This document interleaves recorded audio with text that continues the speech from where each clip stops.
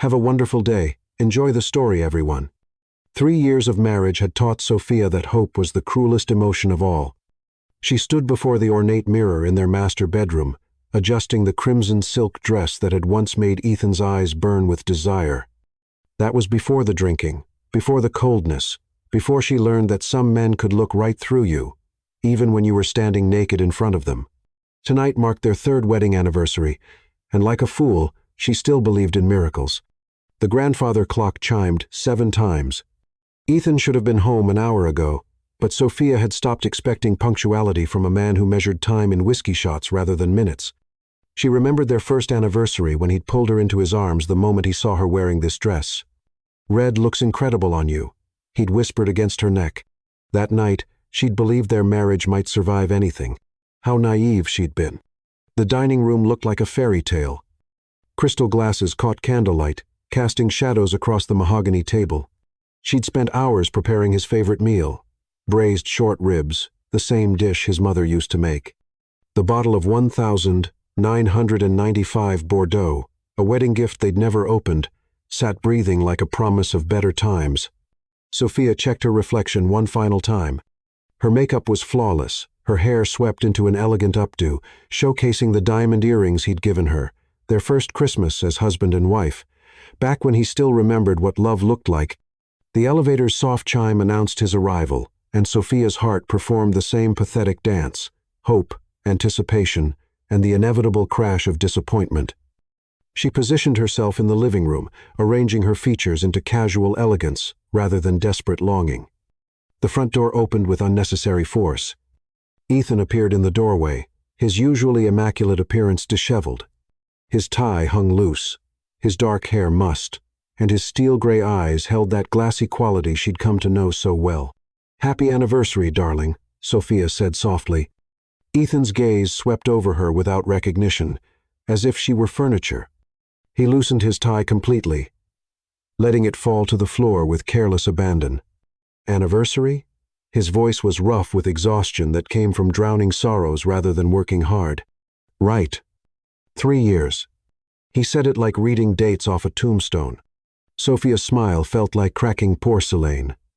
"I made dinner. Your mother's recipe for the short ribs.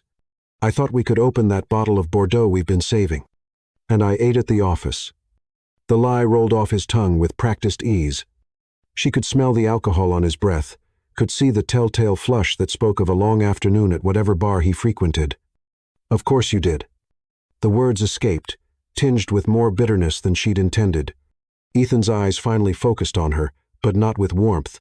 His gaze was cold, analytical, like she was a problem to be solved rather than a woman to be loved. "Don't start, Sophia. I've had a long day. Every day is a long day for you." She stood up, silk whispering against her legs. "When was the last time we had dinner together? When was the last time we had a conversation that didn't end with you walking away or pouring another drink?" He moved toward the bar cart, his expensive suit wrinkled. "I need a drink." "You've had enough drinks." Watching him reach for the crystal decanter made something twist violently in her chest. Ethan's hand stilled on the bottle. When he turned to face her, his expression was dangerous. "Enough drinks in my own home, from my own wife." His laugh was hollow. "That's rich, Sophia. I'm trying to save our marriage." The confession burst from her lips like a dam breaking. "I'm trying to save us." "Save us?" Ethan poured whiskey into a crystal tumbler. "From what? From the reality that some people just aren't meant to be together?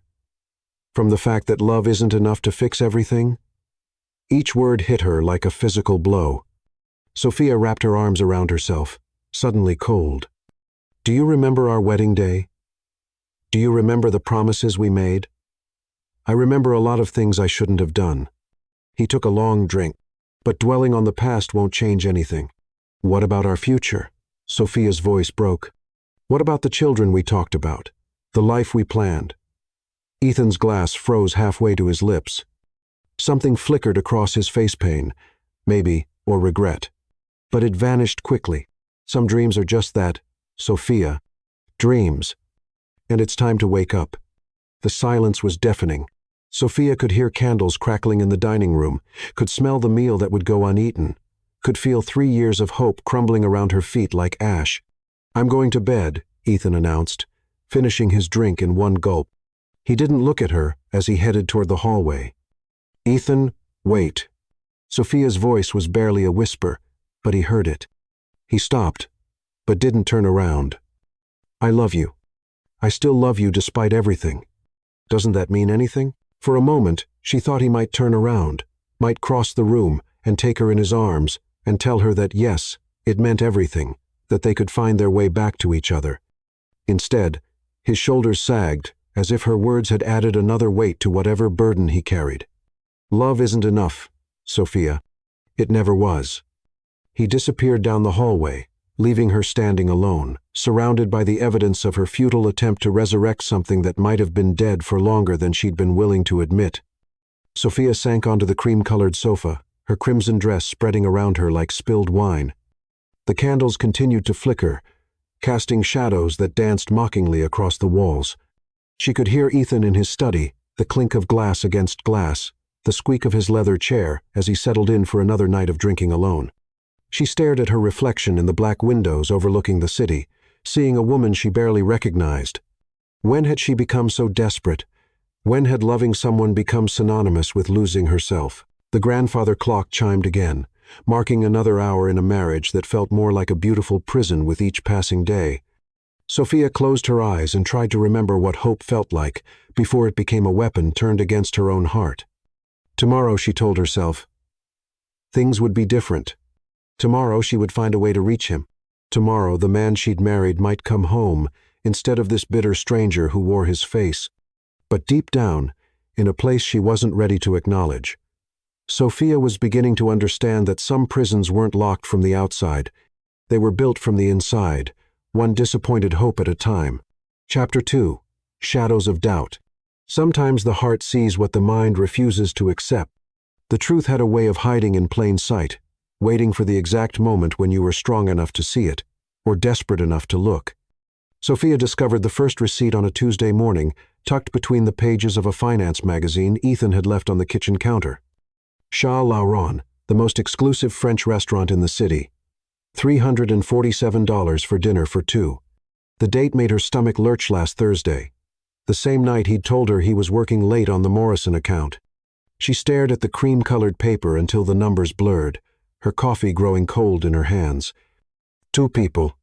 He'd taken someone to dinner while she'd eaten leftover Chinese food alone, waiting for him to come home to their empty penthouse. The magazine fell from her trembling fingers, its glossy pages scattering across the marble floor like fallen leaves. Sophia knelt to gather them, and that's when she saw it. Another receipt, this one from Tiffany & Co. A purchase made 3 weeks ago for $2,800. She'd received no gift that day or any day since their anniversary disaster. Mrs. Ravenswood? Sophia, their housekeeper, appeared in the doorway with a concerned expression. "Are you all right?" Sophia quickly stuffed the receipts into her purse, forcing a smile that felt like shattered glass. "I'm fine, Sophia. Just clumsy this morning." But she wasn't fine. As Sophia bustled around the kitchen, Sophia's mind raced through the past few months with surgical precision. The late nights that had become the norm rather than the exception, the phone calls that ended abruptly when she entered the room, the way Ethan's phone was always face down now, protected by a password she didn't know. And the drinking, always the drinking. She told herself it was stress from work, that investment banking was a demanding field, that successful men often had demanding schedules. She'd made excuses for him, the way loving wives do, spinning elaborate justifications for behavior that, in the harsh light of morning, looked exactly like what it was: betrayal.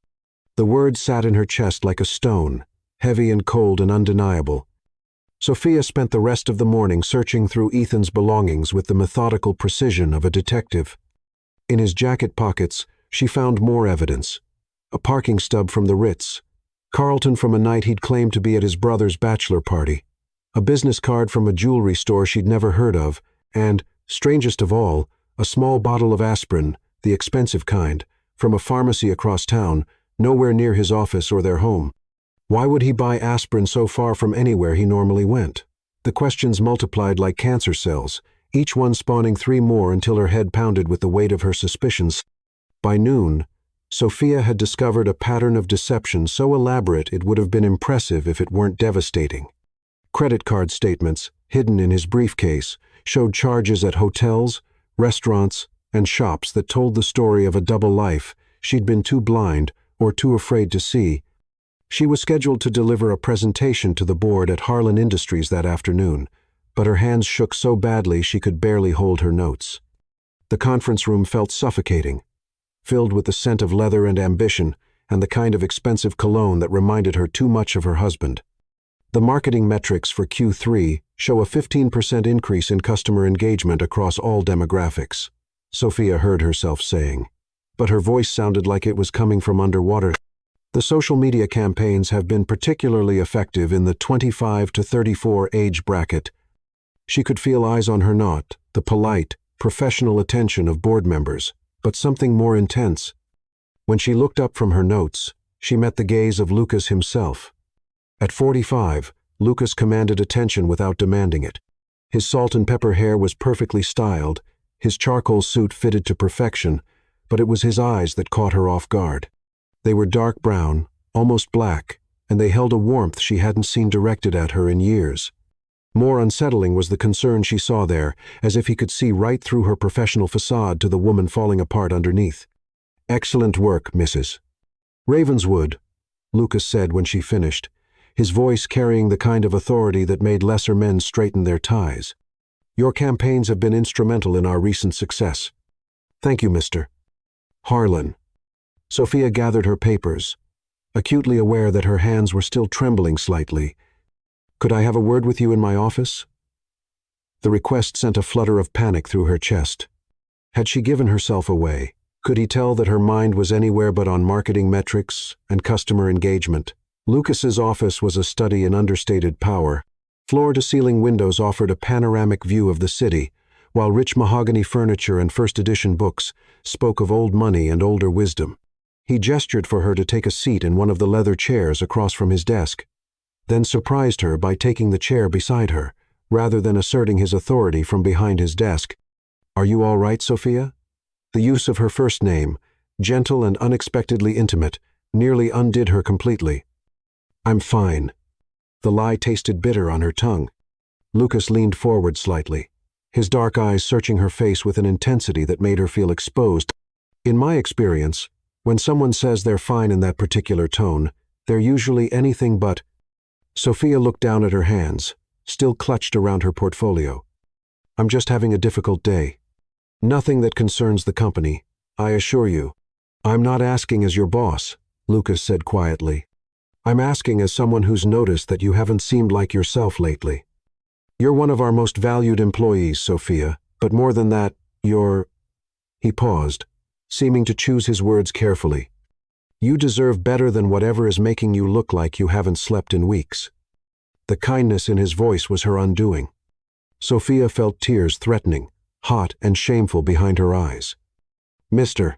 Harlan, I appreciate your concern, but Lucas," he corrected gently, "and if you need anything at all, I want you to know that my door is always open." There was something in the way he said it that made Sophia look up, really look at him. Lucas was known throughout the city as a brilliant businessman, a man who'd built an empire through intelligence and ruthless efficiency.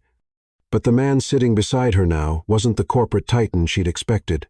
He was simply a human being offering kindness to another human being who desperately needed it. "Thank you," she whispered, not trusting her voice to manage anything louder. Lucas stood and moved to his desk, pulling a business card from his wallet. He wrote something on the back before handing it to her. "My personal number," he explained. "Day or night." Sophia stared at the card, confused by the gesture. "Mr. Harlan Lucas, I don't understand why you're—" "Because everyone deserves to have someone in their corner," he said simply, "and because I have a feeling you've been fighting your battles alone for too long." The accuracy of his observation hit her like a physical blow. When had anyone last offered her unconditional support? When had someone looked at her and seen not just the polished professional or the beautiful wife, but the woman struggling to hold herself together? Sophia left Lucas's office with his business card burning a hole in her purse, and her mind spinning with questions she wasn't ready to answer. The afternoon passed in a blur of meetings and phone calls. But underneath the routine of work, a new awareness was taking root. She wasn't imagining things. The receipts, the phone calls, the distance, it all added up to a truth she'd been avoiding for months. Ethan was having an affair. The drive home felt like traveling toward her own execution. Sophia sat in traffic, watching other couples in other cars, and wondered how many of them were living lies as elaborate as her own. At a red light, she watched a man in the car beside her lean over to kiss his wife, and the casual intimacy of the gesture made her chest ache with longing. When had Ethan last kissed her like that? When had he last looked at her with genuine affection rather than thinly veiled irritation?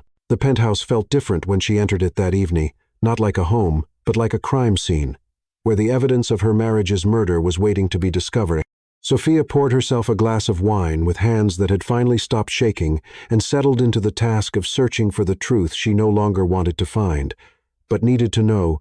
She found it in the pocket of his navy cashmere coat, the one he'd worn to what he'd claimed was a business dinner the week before. A single earring, delicate, expensive, and definitely not hers. Sophia held the small piece of jewelry up to the light, watching it sparkle like a tiny star. It was beautiful. The kind of earring a man bought for a woman he wanted to impress. The kind of gift that spoke of intimate knowledge of someone's taste and style. The kind of gift her husband hadn't given her in over a year. She was still holding the earring when she heard Ethan's key in the front door, followed by the familiar sounds of his evening routine. Shoes hitting the marble, briefcase dropped carelessly by the door, the inevitable journey to the bar cart. Sophia slipped the earring into her pocket and arranged her face into a mask of casual curiosity. Tonight she would confront him. Tonight she would demand the truth. But as Ethan appeared in the doorway, already reaching for his evening whiskey, Sophia felt her resolve crumble. He looked exhausted, older than his 31 years, and there was something in his posture that spoke of a man carrying unbearable weight. "How was your day?" she asked instead, the question automatic and hollow. Ethan didn't look at her as he poured his drink. "Fine." And there it was, the single word that had become the soundtrack to their marriage. Fine. Everything was always fine, even when nothing was fine at all. Sophia fingered the earring in her pocket and made herself a promise. Tomorrow she would find the courage to shatter the lie they were living. Tomorrow she would demand the truth. But tonight she would pretend, just a little longer, that her marriage might somehow survive the secrets that were slowly killing it from the inside out. Chapter 3. The night everything changed. One moment of weakness leads to unexpected power. Some nights change everything, not because of what you planned, but because of what you finally had the courage to stop pretending. Sophia stared at her reflection in the ladies' room mirror of the Grand Millennium Hotel, trying to convince herself she belonged at Harlan Industries' annual gala. The black evening gown she'd chosen was stunning off-the-shoulder silk that hugged her curves before flowing into an elegant train, but she felt like she was wearing a costume for a play. She no longer understood. Ethan was supposed to be her date tonight. 3 hours ago, he'd called to cancel with some excuse about an emergency client meeting that they both knew was a lie. She could have stayed home, could have curled up with a book and a bottle of wine, and pretended that being stood up by her own husband was just another minor disappointment in a marriage full of them. Instead, she'd come alone. The ballroom glittered with crystal chandeliers and the kind of understated opulence that whispered rather than shouted about wealth. Sophia nursed a glass of champagne and watched other couples dance, their movements fluid and intimate in a way that made her chest ache with longing. When had she last danced with Ethan? When had he last looked at her the way these men looked at their partners, with pride, with desire, with the simple pleasure of being in her company? "You look like you're planning someone's murder." Sophia turned to find Lucas beside her, devastatingly handsome in his black tuxedo. His dark eyes held that same warmth she'd noticed in his office. But tonight there was something else, an intensity that made her pulse quicken. "Just contemplating the general futility of human existence," she replied. Surprised by her own honesty, the champagne had loosened her tongue. Or maybe it was simply the relief of talking to someone who actually seemed to see her. Lucas's laugh was rich and genuine. "That's quite philosophical for a Friday night. Though I have to say, if you're going to contemplate futility, this is the place to do it." Nothing quite like a room full of people spending obscene amounts of money on charity auctions to really put life in perspective. Spoken like a true cynic, Sophia said, taking another sip of champagne. I wouldn't have expected that from the great Lucas Harlan. The great Lucas Harlan? He raised an eyebrow, amusement dancing in his dark eyes. I think you've been reading too many business magazines. I'm just a man who's good at making money and even better at spending it on causes that make me feel less guilty about making it in the first place. There was something refreshingly honest about his self-deprecation. Sophia found herself relaxing for the first time in weeks. And here I thought you were some kind of business deity dispensing wisdom from your ivory tower. Ivory tower. My office is on the 40th floor. That's barely an ivory mid-rise. Lucas's smile faded slightly as he studied her face. Where's your husband tonight? I was looking forward to meeting the man who managed to marry the most brilliant marketing mind in the city. The question hit Sophia like a slap. She could lie, could make up some excuse about Ethan being busy with work or family obligations. Instead, she found herself telling the truth. He's not coming. He had more important things to do. Something shifted in Lucas's expression, a flash of anger that was gone so quickly she might have imagined it. His loss, he said simply, but the words carried a weight that made Sophia's heart skip. Would you like to dance? Lucas extended his hand, palm up, waiting for her answer. Sophia hesitated. Dancing with her boss at a company function was one thing, but this felt different, more personal, more dangerous. I shouldn't, she said, even as her body swayed toward him. Probably not, Lucas agreed. His hand still extended. But when was the last time you did something just because you wanted to, not because you should? The question hung between them like a challenge. Sophia looked around the ballroom at all the couples lost in their own private worlds and realized she couldn't remember the last time she'd done anything simply for the joy of it. She placed her hand in his. Lucas led her onto the dance floor with the confidence of a man who was comfortable in his own skin. His hand settled on the small of her back, warm through the silk of her dress, and Sophia felt something she'd almost forgotten existed. The electric thrill of being truly wanted by someone who knew her worth. They moved together like they'd been dancing for years, her body responding to his lead with an ease that should have been impossible between two people who barely knew each other. The music swirled around them, a slow jazz number that spoke of late nights and whispered confessions, and Sophia allowed herself to pretend, just for these few minutes, that she was a woman who was cherished rather than tolerated. You're a beautiful dancer, Lucas murmured against her ear, his breath warm against her skin. You're not bad yourself, Sophia replied, acutely aware of how perfectly she fit against him, how right this felt in a way that nothing in her life had felt right for months. Sophia, Lucas said, and something in his voice made her look up at him. His dark eyes were serious now, searching her face with an intensity that made her feel naked, despite her elegant gown. I need you to know that I see you not just as an employee, not just as a marketing executive, but as a woman who deserves so much more than whatever is making her look like she's drowning. The words hit Sophia like a physical blow. She'd worked so hard to maintain her professional facade, to keep her personal pain separate from her career, and here was this man seeing right through all her carefully constructed walls. Lucas, you don't have to say anything, he interrupted gently. I just needed you to know that someone sees you. Someone recognizes your worth. The song ended, but neither of them moved to separate. They stood frozen in the middle of the dance floor, surrounded by other couples, but existing in their own bubble of awareness. Sophia could feel her heart hammering against her ribs, could see the same desperate hunger in Lucas's eyes that she knew was reflected in her own. I should go, she whispered, but she made no move to step away from him. Should? Lucas repeated, his thumb tracing a small circle on her back that sent shivers down her spine. There's that word again. Before Sophia could respond, her phone buzzed with a text message. She pulled it from her small clutch with trembling fingers, already knowing what she would find. Won't be home tonight. Don't wait up. The casual cruelty of it, the complete disregard for her feelings, for their marriage, for the basic courtesy one human being owed another, shattered something inside Sophia's chest. She stared at the message until the words blurred, feeling Lucas's concerned gaze on her face. Bad news? He asked quietly.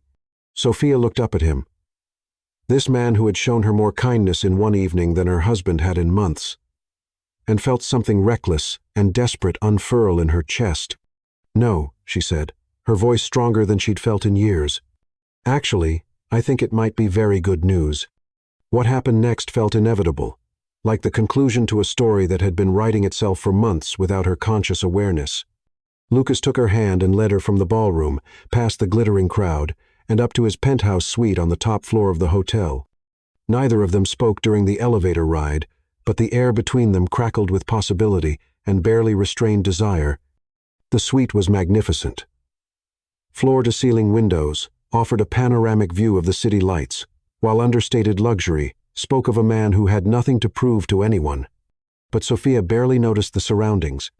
All her attention was focused on Lucas, who stood watching her with an expression that was part reverence, part hunger. "Are you sure?" he asked. And the fact that he was giving her a chance to change her mind, to walk away, only made her want him more. Instead of answering with words, Sophia stepped closer and placed her hand against his chest, feeling his heart racing beneath her palm. "I haven't been sure of anything in 3 years," she said, "but I'm sure of this." Lucas's self-control snapped like a rubber band stretched too far. His hands framed her face with reverent gentleness, his thumbs tracing her cheekbones like she was made of precious glass. When he kissed her, it was with the kind of desperate hunger that spoke of a man who had been starving without realizing it. Sophia melted into him, her body responding to his touch with an eagerness that shocked her. This was what passion felt like, she realized with stunning clarity. This electric connection, this feeling of being completely alive in someone else's arms, this was what she'd been missing, what she'd convinced herself she didn't need. Lucas's hands were gentle but sure as he helped her out of her evening gown, his eyes never leaving hers, as silk pooled at her feet like spilled ink. When he told her she was beautiful, the words carried a conviction that made her believe him. When he worshipped her body with his hands and mouth, it was with a reverence that made her feel like a goddess rather than a woman who had been made to feel invisible for far too long. They made love with the desperate intensity of two people who had been drowning and suddenly found air. Lucas touched her like she was precious, loved her like she was cherished. And for the first time in years, Sophia felt like she was home. Afterward, they lay tangled in expensive sheets, Sophia's head pillowed on Lucas's chest, while his fingers traced lazy patterns on her bare shoulder. The city lights twinkled beyond the windows like fallen stars, and Sophia felt a peace she hadn't known she was capable of feeling. "I should feel guilty," she said quietly, more to herself than to him. Lucas's hand stilled for a moment before resuming its gentle caress. "Do you?" Sophia considered the question seriously. She should feel guilty. She was a married woman who had just spent the night with another man. But all she felt was a strange sense of rightness, as if she'd finally done something that aligned with her true self rather than the person she'd been pretending to be. "No," she said, surprised by her own honesty. "I should, but I don't." "Good," Lucas said simply. "You deserve to feel wanted, Sophia. You deserve to feel cherished." They talked until dawn, sharing stories and dreams and fears in the way that lovers do when they've crossed a line that can never be uncrossed. Lucas told her about building his company from nothing, about the loneliness that came with success, about how he'd learned to fill his life with achievements because he'd never found someone worth sharing them with. Sophia found herself confessing her disappointment in her marriage, her growing awareness that she'd been living a lie, her fear that she'd wasted the best years of her life on a man who couldn't see her worth. When the sun began to rise over the city, painting the sky in shades of rose and gold, Sophia knew that everything had changed. She wasn't the same woman who had entered the ballroom alone and heartbroken. She was someone who had remembered what it felt like to be desired, to be valued, to be loved for exactly who she was. "I have to go," she said reluctantly, though every cell in her body wanted to stay in this bubble of perfection forever. Lucas helped her dress, his hands lingering on her skin like he was memorizing every touch. When he kissed her goodbye, it was with a tenderness that promised this wasn't ending, only beginning. "This doesn't have to be complicated," he said against her lips, "but it also doesn't have to be over." Sophia drove home through the quiet morning streets with her heart full of possibility and her mind spinning with the implications of what she'd done. She felt alive in a way she'd forgotten was possible. awakened in ways that went far beyond the physical. She arrived at her penthouse to find it exactly as she'd left it, cold, empty, and devoid of any evidence that a man who loved her lived there. Ethan's absence, which once would have hurt her, now felt like a gift. She had time to shower, time to change, time to process what had happened without having to face the man who had driven her into another man's arms. As she stood under the hot spray of water, washing away the evidence of her night with Lucas, Sophia made herself a promise. She wouldn't feel guilty for taking one night of happiness. She wouldn't apologize for being a woman with needs and desires that her husband had abandoned years ago. But she also wouldn't fool herself into thinking this could continue without consequences. The reality of her situation hit her like a cold wind as she stepped out of the shower. She was a married woman who had just committed adultery with her boss, a married woman who was falling in love with a man who wasn't her husband, a married woman who had opened a door that could never be closed again. Sophia wrapped herself in a plush robe and stared at her reflection in the bathroom mirror. The woman looking back at her was different from the one who had left for the gala the night before. This woman's eyes held secrets. Her skin glowed with satisfaction, and her smile carried the kind of confidence that came from being thoroughly and completely desired. This was the woman she was meant to be. Sophia realized with startling clarity, not the desperately hopeful wife clinging to a marriage that had been dead for years, but a woman who knew her worth and wasn't afraid to reach for happiness when it was offered. The sound of the front door opening downstairs made her freeze. Ethan was home, probably expecting to find her still asleep, unaware that his wife had spent the night discovering what real passion felt like. Sophia took a deep breath and prepared to face her husband, knowing that everything between them had changed irrevocably. She wasn't the same woman who had waited for him to come home anymore. She was a woman who had finally remembered what it felt like to be truly alive. Chapter 4. Cracks in the foundation. Truth has a way of demanding to be heard. Guilt, Sophia discovered, was a luxury she could no longer afford not when the truth was finally demanding its due. She stood at her kitchen window 3 days after the gala, watching Ethan stumble to his car with the practiced coordination of a functional alcoholic. His explanation for where he'd spent Friday night crashed at the office.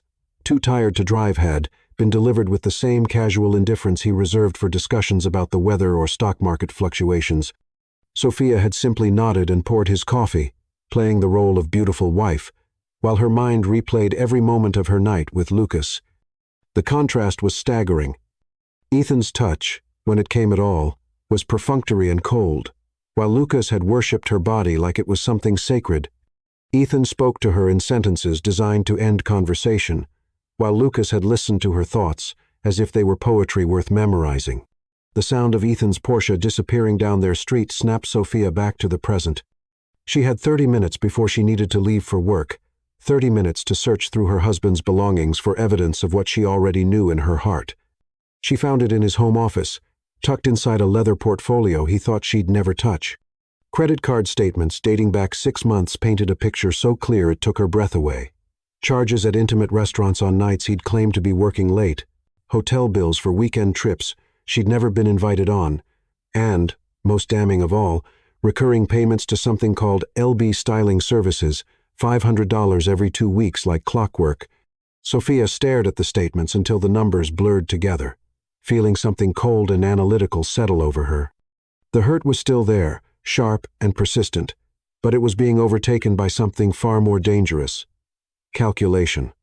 Her phone buzzed with a text from Kendra Voss, her best friend since college and one of the city's most ruthless divorce attorneys. Coffee after work. "You've been avoiding me, and I'm starting to take it personally." Sophia smiled grimly as she typed her response. "Can you meet for lunch instead? I need to ask you something professional." "Oh, that doesn't sound good. Noon at Meridian." "Perfect. And Kendra, bring your legal pad." The drive to Harlan Industries felt different now, charged with an electricity that had nothing to do with the storm clouds gathering over the city. Sophia caught herself checking her reflection in the rearview mirror more carefully than usual, wondering if anyone would be able to tell that she was a woman who had been thoroughly and completely loved just 3 nights ago. The elevator ride to the 40th floor seemed to take forever. When the doors finally opened, Sophia's pulse quickened at the possibility of seeing Lucas, even as her rational mind warned her that mixing business with pleasure was a recipe for disaster. She made it to her office without encountering him. But that didn't stop her from being hyper-aware of every sound in the hallway, every footstep that might belong to the man who had shown her what passion actually felt like. Mrs. Ravenswood? Her assistant, Rachel, appeared in the doorway with a steaming cup of coffee and a carefully neutral expression. Mr. Harlan asked if you could stop by his office when you have a moment. He said it wasn't urgent. Sophia's heart performed an intricate dance against her ribs. Did he say what it was regarding? The Morrison account, I believe. Of course. Business. That's all this was. All it could be. Sophia straightened her shoulders and headed toward the executive floor, trying to ignore the way her body hummed with anticipation. Lucas's assistant waved her through to his office, where she found him standing at his wall of windows, hands clasped behind his back as he gazed out at the city below. He was wearing a navy suit that emphasized his broad shoulders, and Sophia had to forcibly remind herself that she was here for a business meeting, not to relive their night together. "You wanted to see me about the Morrison account," she said, proud of how professional she sounded. Lucas turned, and the moment their eyes met, Sophia felt the careful composure she'd built crumble. His dark gaze held the same intensity she remembered from the hotel suite, the same hunger that had made her feel like the most desirable woman alive. "Close the door," he said quietly. Sophia hesitated for a moment before complying, acutely aware that they were now alone together for the first time since that night. The office suddenly felt much smaller, the air between them crackling with unresolved tension. "There is no Morrison account issue," Lucas said, moving closer but stopping a careful distance away. "I needed to see you to make sure you were all right." "I'm fine," Sophia replied automatically, then caught herself. "Actually, no. I'm not fine. I'm confused and guilty and exhilarated and terrified all at the same time." Lucas's expression softened. "Regrets?" Sophia considered the question seriously. Did she regret the most passionate night of her life? Did she regret feeling desired and cherished for the first time in years? Did she regret discovering that she was capable of inspiring the kind of reverent hunger she'd seen in Lucas's eyes? "No," she said honestly. "About what it means for everything else in my life, I don't know yet." "Sophia, please don't," she interrupted, holding up a hand. "Don't make this more complicated than it already is. Don't make promises or declarations or tell me how you feel because I can't handle that right now." Lucas studied her face for a long moment, and Sophia could see him making the same calculation she was, weighing desire against discretion, passion against practicality. "What do you need from me?" he asked finally. The question was so simple, so devoid of pressure or expectation, that Sophia felt tears threaten. When was the last time someone had asked what she needed rather than assuming they knew? "Time," she said. "I need time to figure out what my life actually is before I can decide what I want it to become." Lucas nodded, but she could see the disappointment he was trying to hide. "And in the meantime?" "In the meantime, we're professionals who work together, and nothing more." Even as she said it, Sophia knew it was a lie. You couldn't go back to being strangers with someone who had seen you fall apart in their arms. "Understood," Lucas said, but his eyes told a different story. "Though for what it's worth, you deserve so much better than whatever situation is making you look like you're carrying the weight of the world." Sophia left his office with her heart pounding and her resolve shaking. She made it through the rest of the morning by throwing herself into work with single-minded determination. But she couldn't shake the feeling that she was living in two different worlds, the professional facade she presented to her colleagues and the emotional turmoil that threatened to consume her from within. Lunch with Kendra was exactly what she needed. Her friend took one look at her across the table at Meridian and immediately went into attorney mode. "All right, what's going on?" Kendra demanded, pulling out her legal pad with the efficiency of someone who'd had this conversation before. "And don't try to tell me this is about some minor legal question. You look like a woman who's about to blow up her life." Sophia took a sip of her wine, something she never did at lunch, but today felt like it required liquid courage, and tried to figure out where to begin. "Hypothetically speaking," she said carefully, "what would someone need to prove adultery in a divorce case?" Kendra's pen stopped moving. "Hypothetically speaking, or are we talking about your marriage to Ethan?" Hypothetically, Sophia. We've been friends for 15 years, Kendra interrupted. I can tell when you're lying, and I can definitely tell when you're planning something that's going to change your life forever. Kendra leaned forward, her expression serious.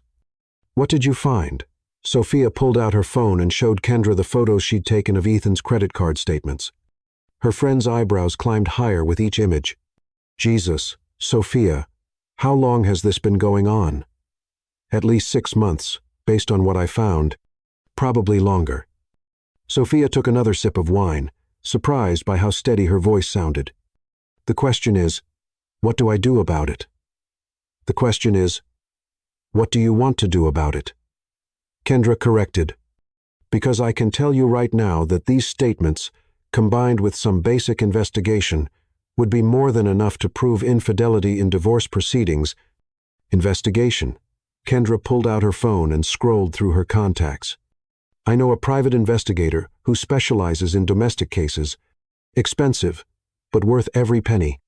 If Ethan is having an affair, Victor will get you photos, documentation, the works. Sophia stared at her friend, feeling like she was standing at the edge of a cliff. Once she hired a private investigator, there would be no going back to ignorance, no more pretending that her marriage might somehow be salvaged. How long would it take? She heard herself asking. For someone as careless as your husband appears to be, a week, maybe 2. Kendra reached across the table and squeezed Sophia's hand. But before you make this decision, I need to ask, are you sure this is what you want? Because once we go down this road, once we start gathering evidence, you can't unknow what we're going to find. Sophia thought about Ethan's cold dismissal of their anniversary, about his casual cruelty when she tried to talk about their future, about the way he looked through her like she was invisible.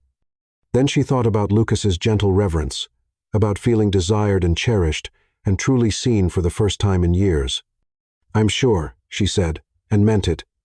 Kendra made the call right there at the table, scheduling a meeting with Victor for that evening.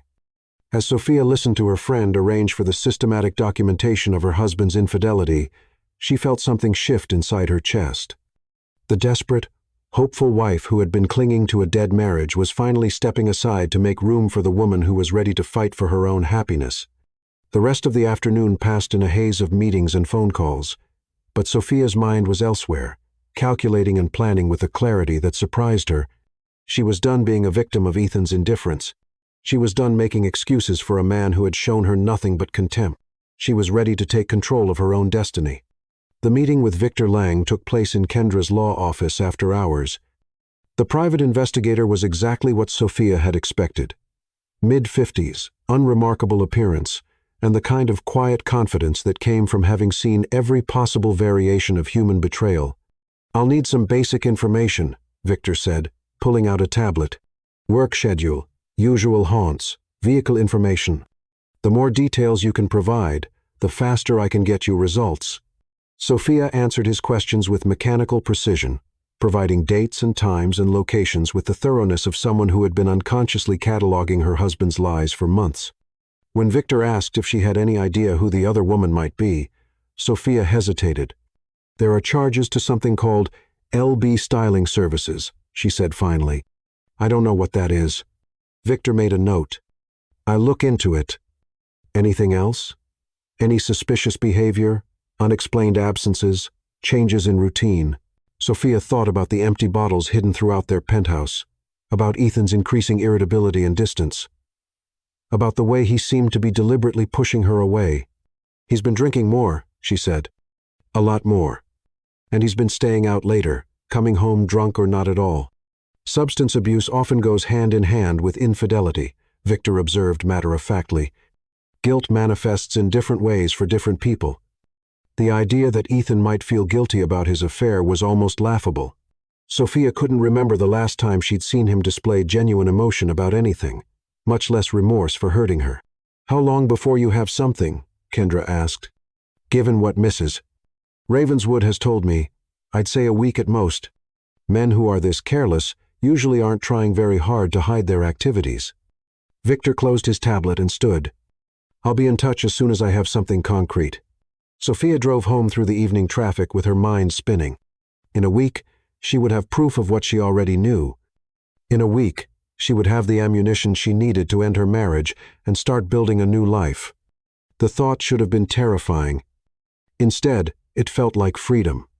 She arrived at the penthouse to find Ethan exactly where she'd expected, in his study, drunk and sullen, staring at his computer screen with the glassy-eyed focus of someone who was trying to function despite being 3 sheets to the wind. "How was your day?" Sophia asked from the doorway, testing the words for any trace of the desperate hope that used to color every interaction with her husband. There was none. She was simply going through the motions now, playing her part while she waited for the evidence that would set her free. "Fine," Ethan mumbled without looking up from his screen. Sophia nodded and turned to leave, but his voice stopped her. "I'll be traveling next week," he said, still not looking at her. "Business trip to Chicago. I'll be gone Thursday through Sunday."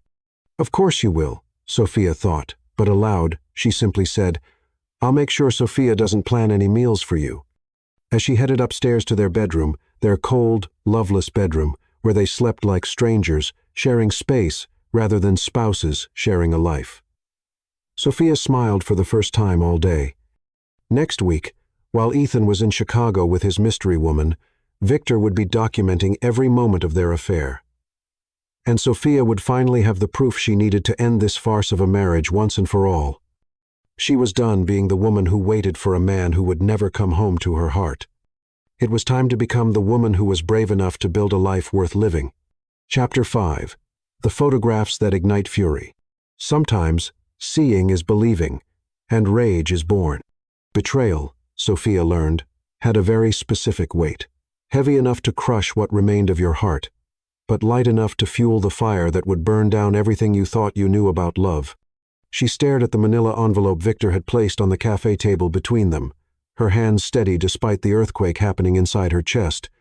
5 days it had taken the private investigator exactly 5 days to document 3 years' worth of lies with the clinical precision of a surgeon dissecting a corpse.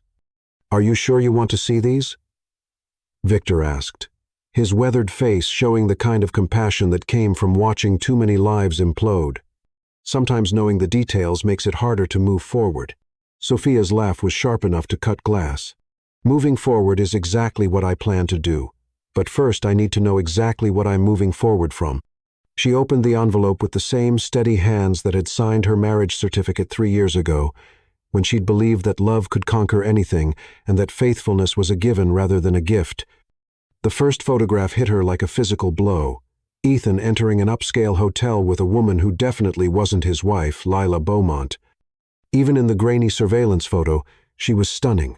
26 years old with platinum blonde hair, legs that went on for miles, and the kind of Instagram-perfect face that launched 1,000 brand partnerships. Sophia recognized her immediately from her social media presence at Lila Lux, with 2-3 million followers and a lifestyle that screamed expensive tastes and daddy issues. "LB Styling Services," Sophia said quietly, the pieces clicking into place with horrible clarity. "That's her business. He's been paying her for styling services, among other things," Victor said grimly, sliding another photograph across the table. This one showed Ethan and Lila at the very restaurant where Sophia had found the receipt, Chat Laurent, where they sat at an intimate corner table, Ethan's hand covering Lila's in the candlelight. But it wasn't the romantic setting that made Sophia's vision blur with rage. It was the expression on her husband's face. He looked alive, alert, engaged. The man in the photograph was laughing at something Lila had said, his eyes bright with an animation Sophia hadn't seen directed at her in over a year. This wasn't the drunk, sullen stranger who came home to their penthouse every night. This was the man she'd fallen in love with, charming, attentive, completely present. He'd just never been that man with her. "How long?" Sophia asked, her voice eerily calm. "Based on the financial records and what I was able to observe, at least 8 months, possibly longer." Victor pulled out more photographs, arranging them like tarot cards, revealing an increasingly devastating future. They have a routine. Thursday evenings at various high-end restaurants, weekends at the Ritz-Carlton suite. He keeps under his company's name. Shopping trips where he buys her jewelry and clothes. Sophia studied each photograph with the detached focus of a general reviewing battle plans. Here was Ethan helping Lila into his Porsche, his hand gentle on her back. Here they were entering Tiffany & Co., where he'd purchased the $2,800 item that had never found its way to his wife. Here was Lila wearing a diamond bracelet Sophia had never seen, laughing at something Ethan whispered in her ear. The most damning evidence is from this past weekend, Victor continued, sliding a final set of photos across the table. While you believed he was on a business trip to Chicago, he and Miss Beaumont spent 3 days at a resort in Napa Valley. The photographs from Napa were like looking into an alternate universe, where Ethan was capable of love. He and Lila walked hand in hand through vineyards, shared intimate dinners on private terraces, and lounged by the pool like honeymooners. In one particularly crushing image, Ethan was photographing Lila as she posed among the grapevines, both of them laughing with the kind of easy intimacy that Sophia had spent 3 years trying to recreate.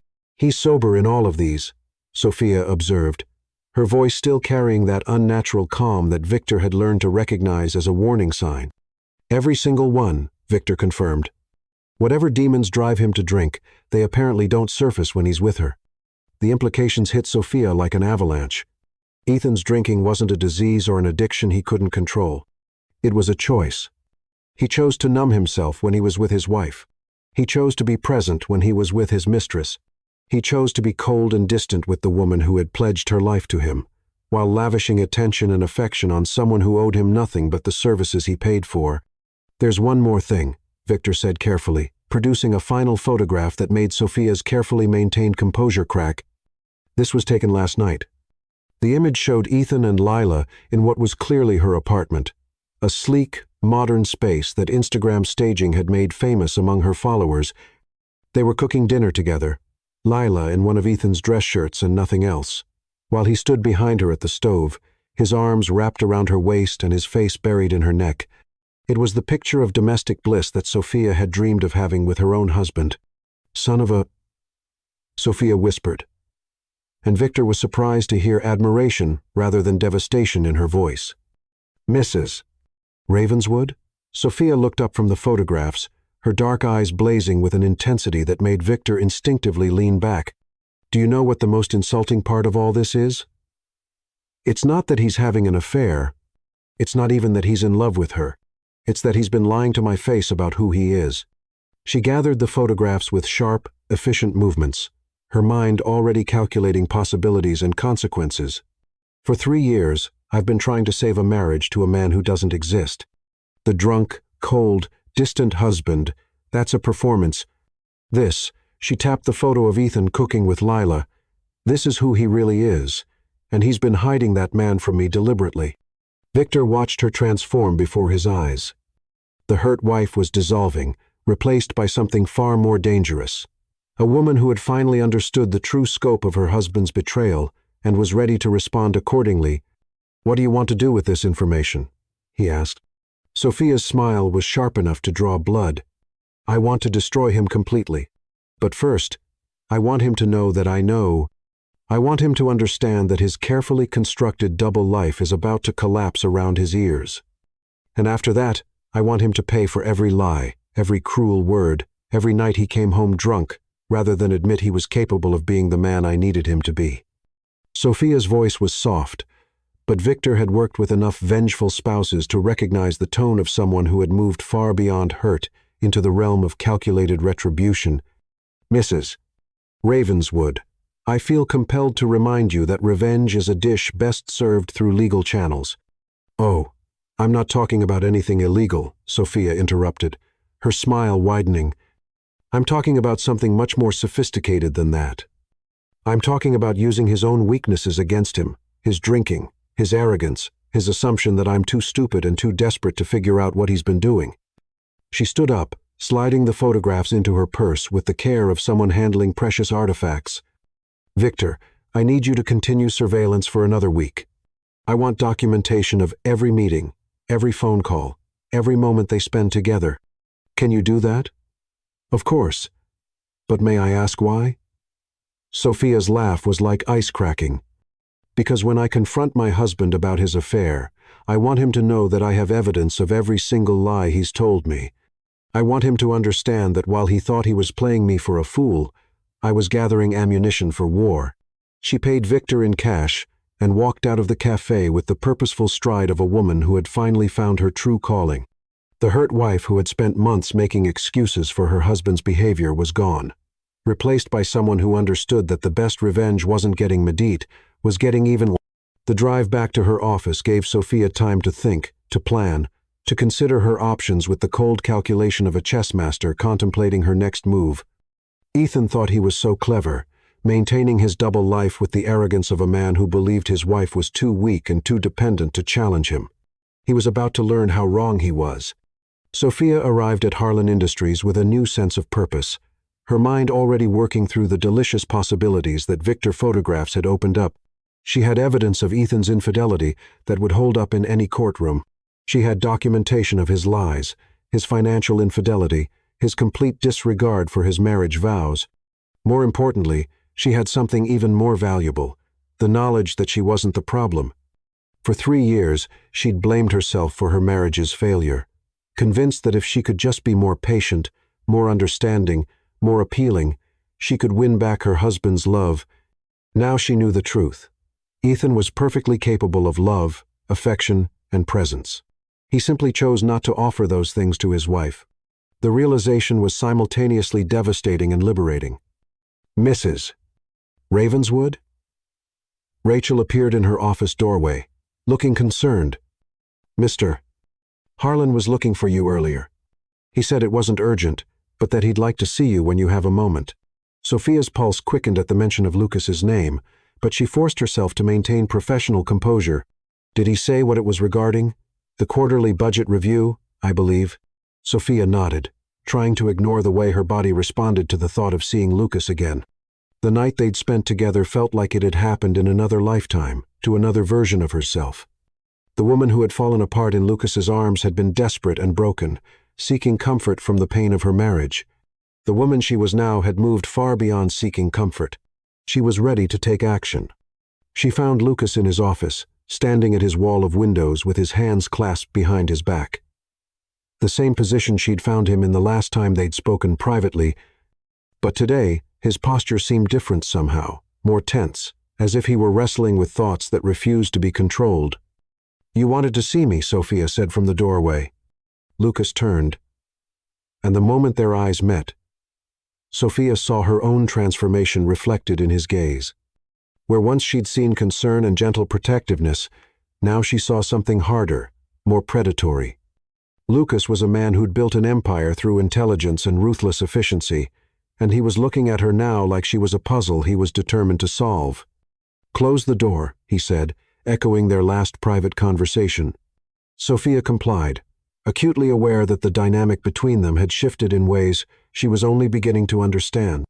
The vulnerable woman who had needed rescuing was gone, replaced by someone who was very much in control of her own destiny.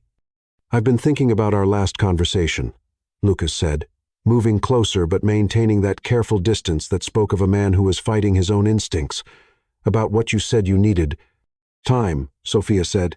"I said I needed time. Have you had enough?" The question hung between them like a challenge.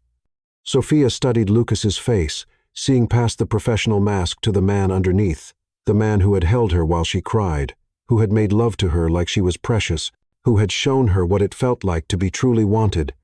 "Yes," she said simply. "I've had enough time to realize that some situations can't be fixed, only ended." Lucas's eyes sharpened with interest. "What does that mean?" Sophia pulled out her phone and showed him one of Victor's photographs. The image of Ethan and Lila at Chat Laurent, lost in their private world of romance and deception. "It means," Sophia said, watching Lucas's expression darken as he processed what he was seeing, "that my marriage has been over for much longer than I was willing to admit. It also means that I'm done being the victim in my own life story." Lucas handed her phone back, his jaw tight with barely controlled anger. "How long has this been going on?" "At least 8 months, possibly longer." Sophia's voice was steady. "Matter of fact, he's been living a completely separate life with her while treating me like an inconvenience he has to tolerate." "Sophia, I'm sorry." "Don't be sorry," Sophia interrupted, her eyes blazing with newfound determination. "Be angry, because I am absolutely furious. and I'm about to do something about it." Lucas studied her face, and Sophia could see the exact moment when he recognized that the woman standing before him was not the same person who had sought comfort in his arms. This woman was dangerous in all the best ways. Intelligent, determined, and ready to fight for what she wanted. "What are you planning?" he asked. Sophia's smile was sharp enough to cut diamond. "I'm planning to give my husband exactly what he deserves, and then I'm planning to build a life worth living." She turned to leave, but Lucas's voice stopped her at the door. "Sophia." She looked back at him, seeing heat and admiration, and something that looked suspiciously like pride in his dark eyes. "When this is over," he said quietly, "I'd like to take you to dinner somewhere public where I can show you off properly." Sophia's smile softened into something genuine and warm. "I'd like that too." As she left Lucas's office and returned to her own, Sophia felt the final pieces of her plan clicking into place. She had the evidence she needed to destroy Ethan's carefully constructed lies. She had the support of the best divorce attorney in the city, and she had the promise of something real and beautiful waiting for her on the other side of the war she was about to wage. It was time to stop being the woman who waited for a man who would never choose her. It was time to become the woman who was brave enough to choose herself. Chapter 6. The Strategic Mind Awakens. When a woman decides to fight back, hell hath no fury. Sometimes the universe delivers exactly the weapon you need at precisely the moment you're ready to use it. And sometimes that weapon comes wrapped in the most unexpected package imaginable. Sophia had been planning Ethan's destruction for 3 days when her body decided to betray her. It started with nausea during Tuesday's staff meeting, forcing her to excuse herself to the ladies' room, where she fought the urge to vomit. She blamed it on stress. The past week had been controlled fury as she'd cataloged Victor photographs and constructed a timeline of deception. The emotional toll was bound to manifest physically.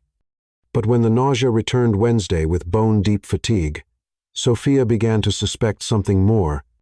Thursday brought dizziness so severe she had to grip the bathroom counter.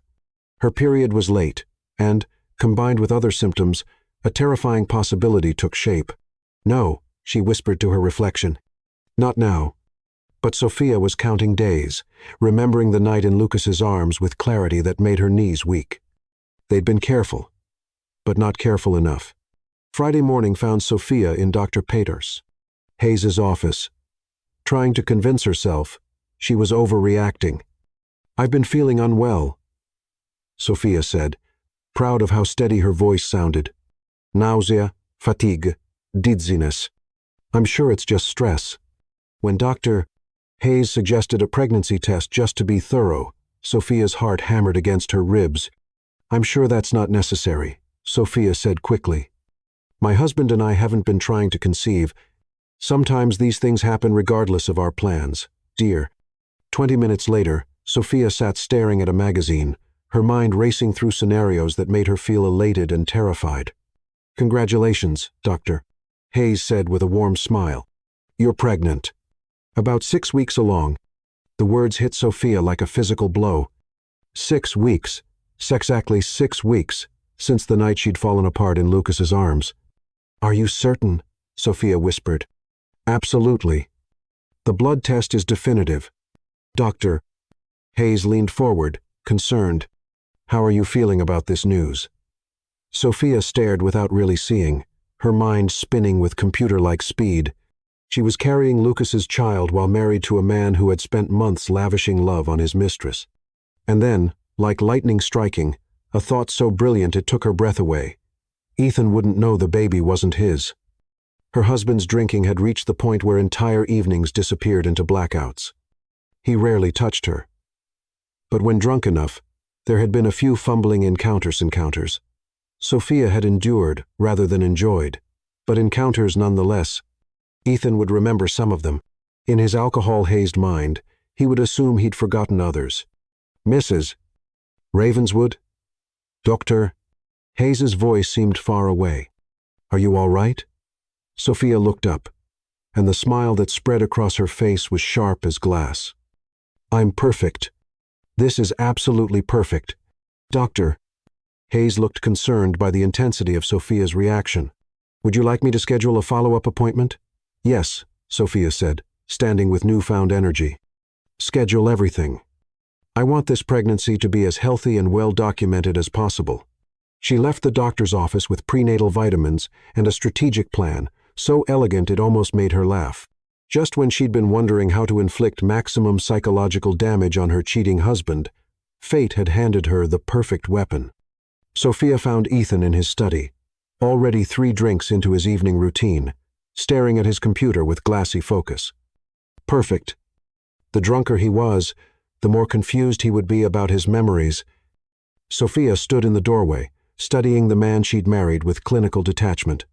Even drunk and disheveled, Ethan was handsome, but his beauty masked an ugly soul. "Ethan," she said sweetly, "we need to talk." He looked up. Steel gray eyes struggling to focus. "What about? About something wonderful." Sophia moved closer, allowing excitement to color her voice. "Something that's going to change everything for us." Ethan's expression shifted to weariness. In his alcohol-addled state, he was probably wondering if she'd found out about Lila. "I went to the doctor today," Sophia continued, settling across from his desk. "I've been feeling unwell lately." "And?" Ethan's voice was carefully neutral. Sophia let the silence build suspense, watching her husband's growing anxiety with satisfaction. "I'm pregnant," she said, and watched Ethan's world explode. The crystal tumbler slipped from his fingers, crashing to the floor in a shower of glass and whiskey. Ethan stared at her with complete shock. "What did you say?" His voice was barely a whisper. "I'm pregnant," Sophia repeated, allowing wonder and joy to fill her voice. "We're going to have a baby, Ethan. After all this time, we're finally going to be a family." She watched him struggle to process the information, his alcohol-soaked brain trying to make sense of timing and possibilities. This was the moment of truth. Would he remember their sporadic encounters clearly enough to accept paternity? "But how?" Ethan stammered. "We haven't... I mean, it's been what?" Sophia asked innocently. "Ethan, I know we haven't been as intimate lately, but it only takes once. Don't you remember last month? After your company party, you came home drunk, and we..." She let her voice trail off, painting her cheeks with a blush. "You were so sweet that night." She was making it up entirely, but she could see Ethan grasping for the memory, trying to sort through alcohol-blurred evenings. I don't remember," Ethan began. "You were drinking," Sophia said gently, as if helping him piece together a pleasant memory. "You said you loved me. You said you wanted a real marriage again." Her voice broke just enough to sound genuine. Ethan's face went through expressions: confusion, fear, guilt, and finally reluctant acceptance. He wanted to deny it, but couldn't be certain enough to risk it. 6 weeks? Sophia continued. "The doctor said I'm 6 weeks along. That would make it right around your company party, wouldn't it?" She watched Ethan do the math, watched him realize that denying paternity would mean admitting he wasn't sure what he'd done during blackouts. Yes," he said finally, his voice hollow. "The company party was 6 weeks ago." Sophia felt triumph so intense it was almost sexual. She'd done it. She'd planted doubt about his memories, forced him to accept responsibility for a child that wasn't his. "I know this is unexpected," she said, moving to kneel beside his chair. "But maybe this is exactly what we need. Maybe this baby is a sign." Ethan stared at her with horror. "Sophia, this isn't a good time. My career. Everything is complicated." "Every time is complicated until you decide to make it simple," Sophia said softly, taking his hands and feeling nothing but cold calculation. "This baby is a gift, Ethan." She could see him struggling, wanting to reject everything, but not sure enough to risk confrontation. "What do you want me to say?" Ethan asked, finally defeated. "I want you to say you're happy," Sophia replied hopefully. "I want you to say you still love me enough to build a life with our child." The silence stretched. Sophia could see Ethan's mind racing through options. "Of course," he said finally, the words dragged from his throat. "Of course I'm happy about the baby." Sophia smiled and kissed his cheek, tasting whiskey and desperation. "I love you," she whispered, and felt him flinch. As she pulled back, Sophia saw fear in Ethan's eyes.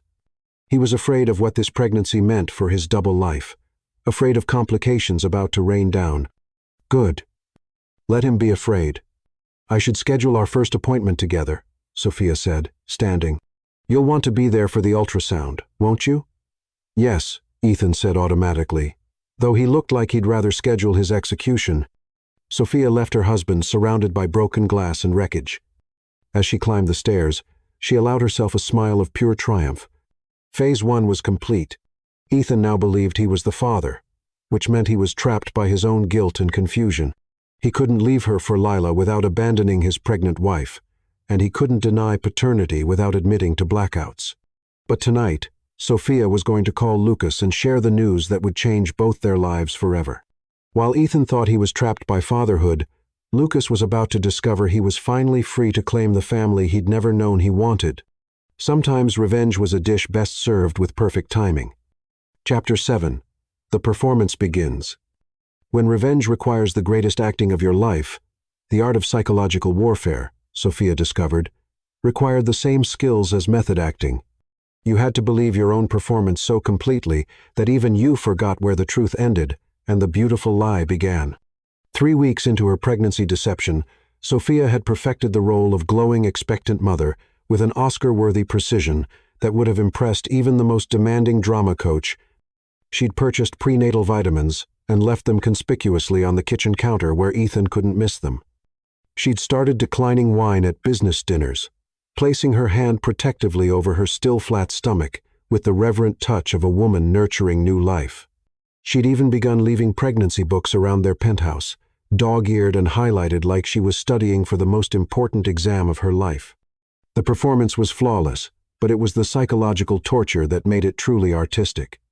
"Good morning, Daddy," Sophia said cheerfully as Ethan stumbled into the kitchen on Tuesday morning, his hair disheveled and his eyes bloodshot from another night of trying to drink away the complications his life had suddenly acquired.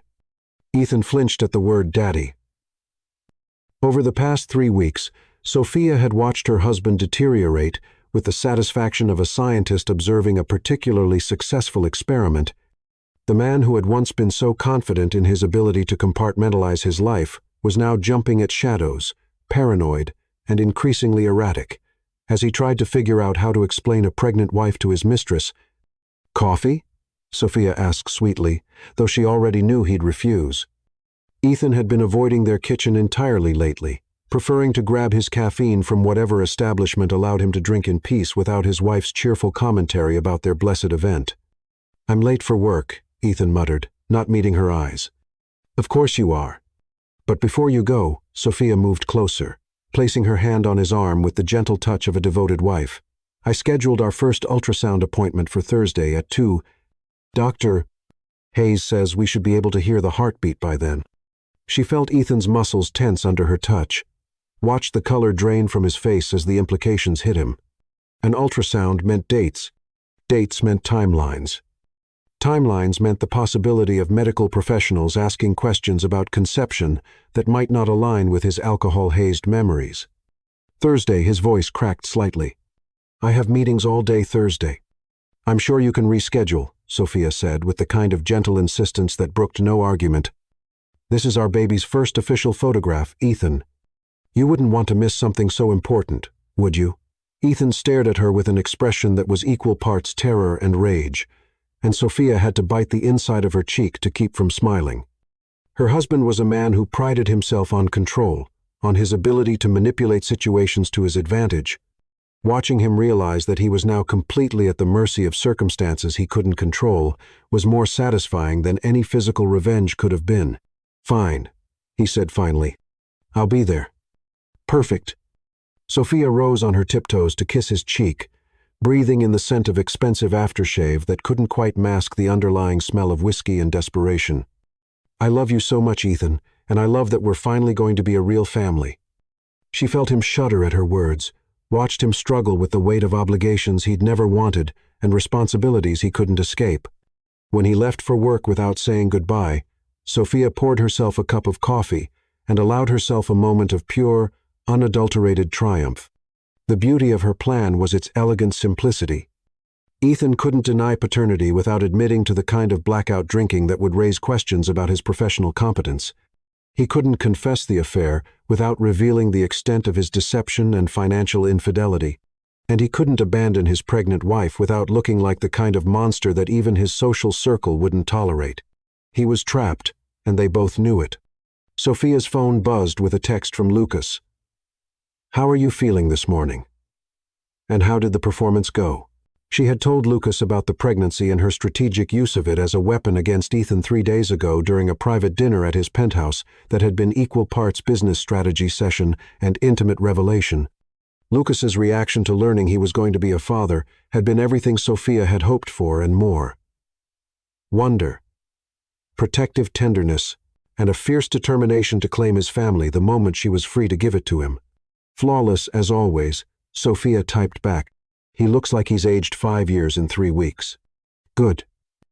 And the doctor's appointment? Thursday at 2? I'm going to insist he be there for the ultrasound. Should be interesting to watch him try to explain why he's so uncomfortable. I hate that you're going through this alone." Sophia stared at Lucas's message, feeling a warmth spread through her chest that had nothing to do with pregnancy hormones and everything to do with being cherished by a man who saw her worth. The contrast between Lucas's protective concern and Ethan's cold indifference was so stark it was almost laughable. "I'm not alone," she replied. "I have you. And after this is over, we'll have forever. I love you." The words appeared on her screen like a benediction, and Sophia felt tears threaten for the first time in weeks, not tears of sadness or frustration, but tears of gratitude for finally finding a man who could love her exactly as she was, brilliant, ruthless, and absolutely determined to protect what mattered to her. "I love you too," she typed back. "More than I ever thought possible."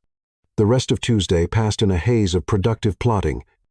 Sophia had lunch with Kendra, who was putting the finishing touches on divorce papers that would strip Ethan of everything he'd worked to build, while ensuring Sophia emerged from their marriage with enough resources to start her new life in comfort. She spent the afternoon at work maintaining her professional facade while fielding concerned questions from colleagues who'd noticed her husband's increasingly erratic behavior at recent company functions. "Is Ethan all right?" Rachel asked during their weekly status meeting. "He seemed quite agitated at the Morrison account presentation last week." "He's been under a lot of stress lately," Sophia replied smoothly. "Big changes coming in our personal life. You know how men get when their carefully ordered world starts shifting." It wasn't even a lie. Technically, Ethan's world was definitely shifting right off its axis and into a tailspin that would make a fighter pilot nauseous. Wednesday brought its own entertainment in the form of a panicked phone call from Ethan at 11 in the morning. "We need to talk," he said without preamble when Sophia answered her phone. "Of course, darling. What about? Not over the phone. Meet me for lunch. Shalauren, noon." Sophia's smile could have powered a small city. Chat Laurent, same restaurant where Ethan had taken Lila for their romantic dinners, where Victor had photographed them lost in their private world of deception and desire. The irony was so perfect it was almost poetic. "That sounds lovely," Sophia said. "Though I should warn you, I've been having some morning sickness, all-day sickness, really. I might not be the best lunch companion." She heard Ethan's sharp intake of breath and knew her casual mention of pregnancy symptoms had hit its mark.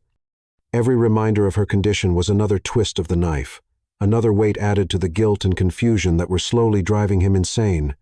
"Just be there," he said, and hung up without saying goodbye. Sophia arrived at Chat Laurent 15 minutes early, requesting the same corner table where Ethan had wooed his mistress while his wife sat home alone, wondering why her marriage felt like a beautiful prison. She ordered sparkling water with lime and studied the menu with the serene expression of a woman who held all the cards and was about to play them.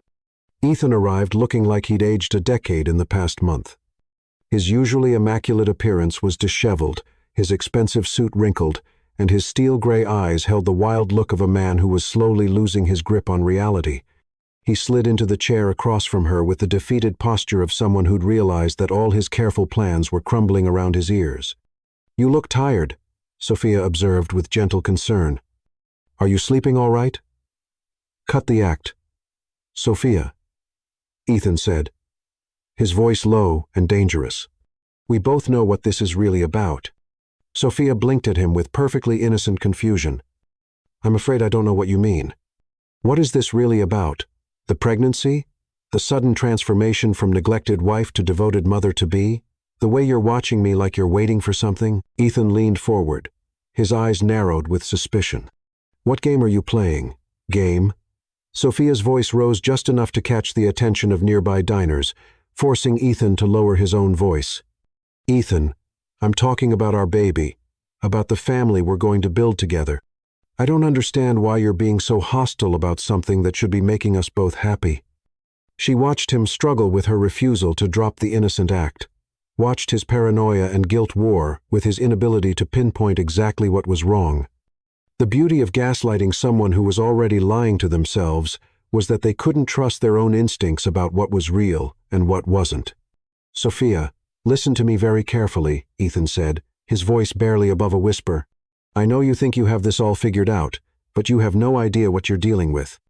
If you're trying to trap me, trap you? Sophia's eyes filled with tears that were only half feigned. Ethan, you're the father of my child. We're married. We're supposed to be building a life together. How is that trapping you? The tears did exactly what she'd hoped they would. Made Ethan look like a monster in the eyes of the other restaurant patrons who were now openly staring at their table. A man berating his pregnant wife in public was not a good look for someone who depended on his reputation for professional success. That's not what I meant, Ethan said quickly, glancing around at their audience. This is all happening very fast, and I need time to process. 6 weeks, Ethan, Sophia interrupted, her voice breaking with just the right amount of hurt and confusion. I've been carrying your child for 6 weeks, and you're acting like it's some kind of inconvenience, like I'm some kind of problem you need to solve. She stood up abruptly, playing the part of the wounded wife to perfection. I thought you'd be happy. I thought this baby would bring us closer together. But if you can't even manage to pretend you want this family...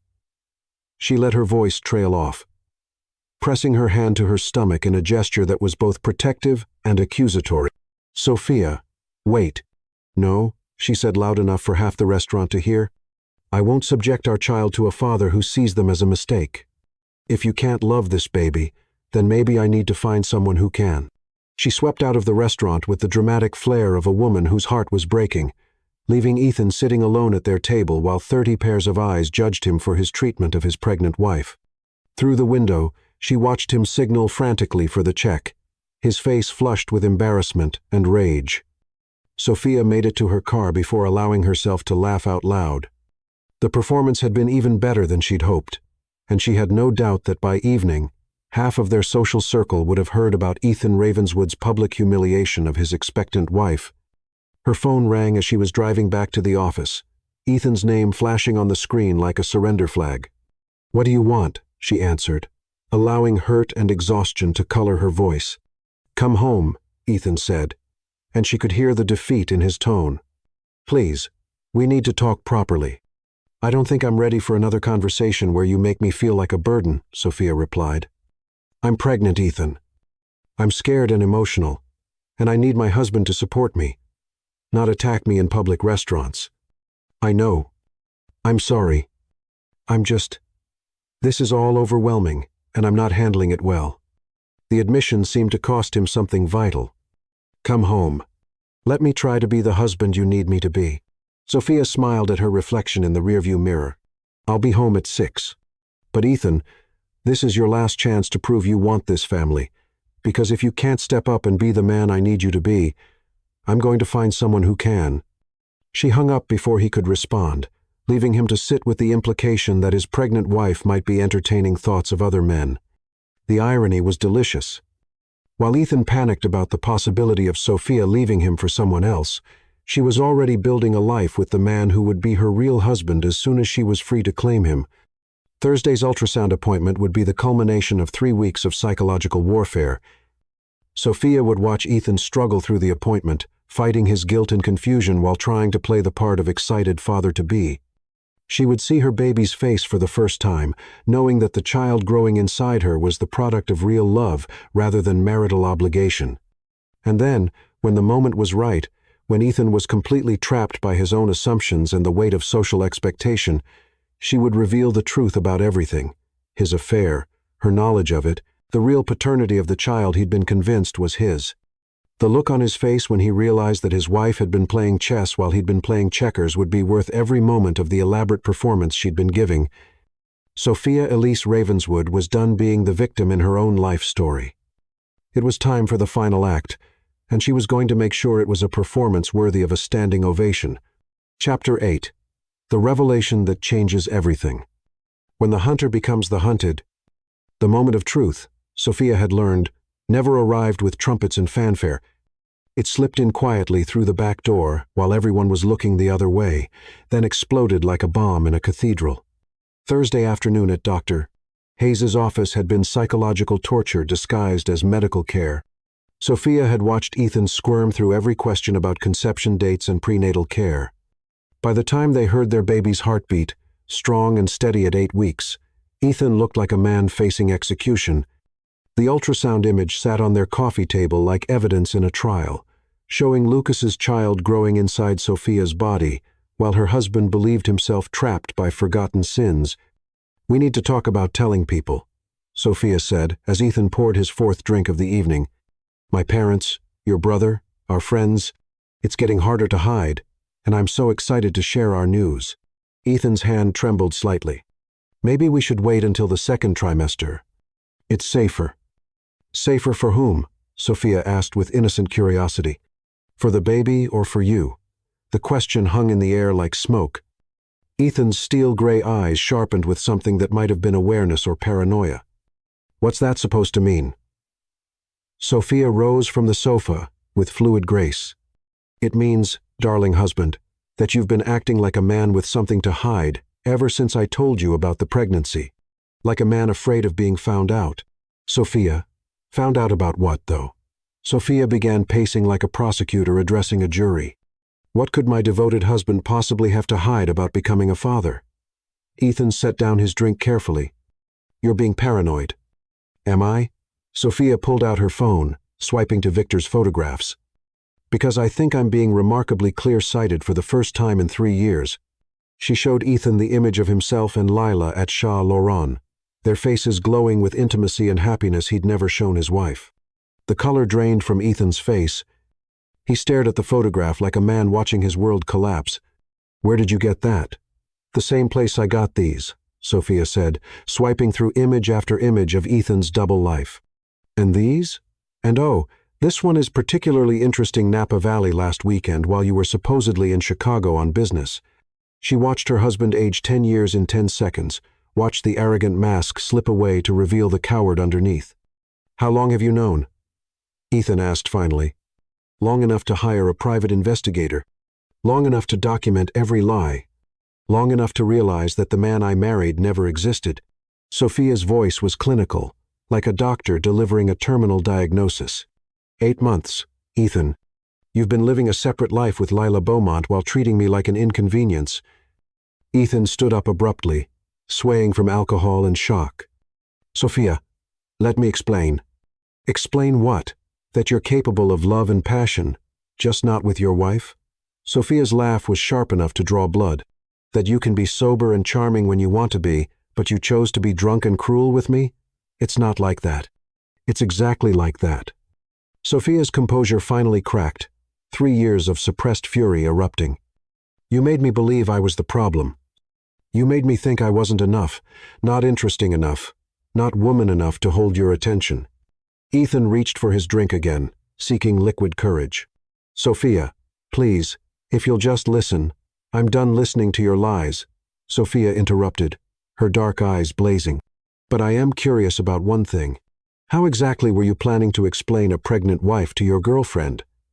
Were you going to tell Lila it was an accident? A mistake? One last obligation before you could be free?" The accuracy of her guess was written all over Ethan's face.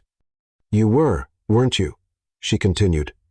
"You were going to string us both along, playing devoted father-to-be with me, while promising Lila this was just temporary." Before Ethan could respond, the elevator opened. Heavy footsteps approached their living room, and then Lucas appeared in the doorway like an avenging angel. His dark eyes took in the scene with sharp intelligence. "Lucas," Sophia said, her voice warming. Perfect timing. Ethan looked between his wife and her boss with dawning horror. "What the hell is he doing here?" Ethan demanded.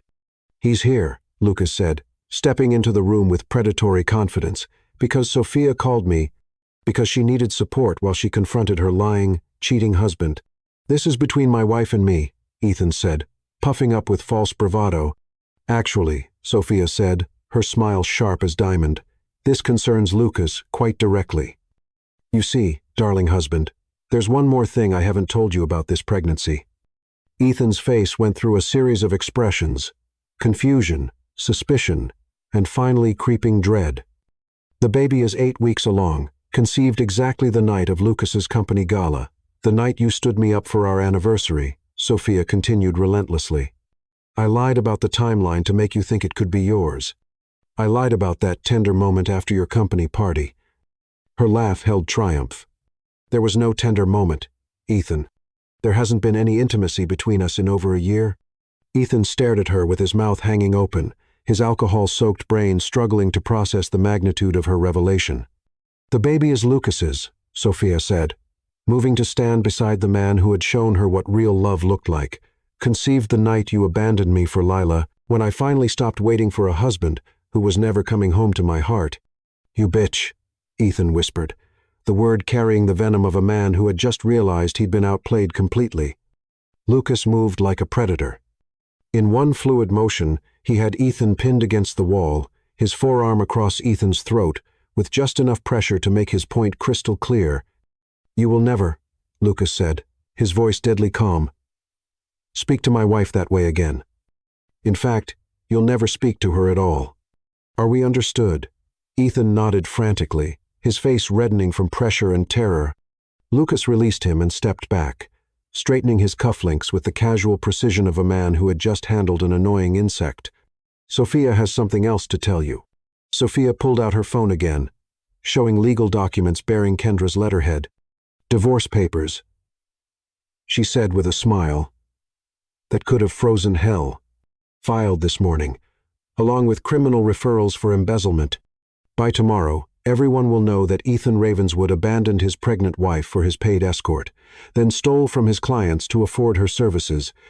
Your reputation, your career, your freedom. I'm taking it all."